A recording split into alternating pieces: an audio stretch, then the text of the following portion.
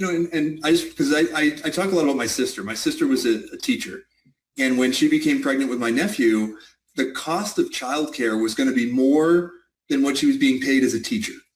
And wow. So, I mean, that was the decision as a couple they made, that she stepped back from the workforce, and it worked for them at the time. But when you think about earning potential, we forget sometimes that employer contributions to things like 401ks. If a woman does choose to step away from the work to focus on childcare, they're missing out on years of retirement savings because they're not being able to contribute.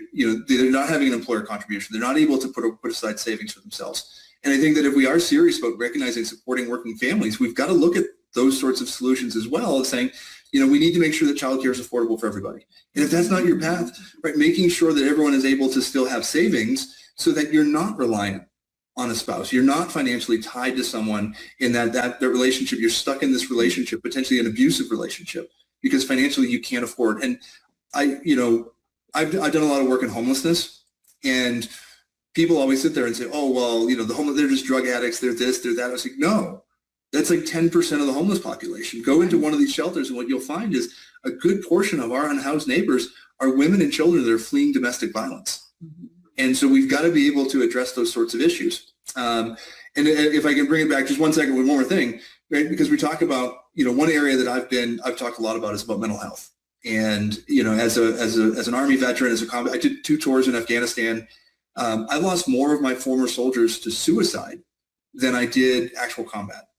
And so having those honest conversations of saying, we've got to be open and transparent about what mental health looks like, and about how seeking help and viewing mental health the same way we would view, taking a rest day, taking a personal day off of work to reset and make sure that you're actually able to be your optimal self. And again, this isn't about, this isn't a problem. This is, veterans and teens and our LGBTQ plus youth. All of these folks are struggling with it. We've got to be willing to have those conversations of saying, hey, asking for help is the stronger thing to do. Don't internalize it.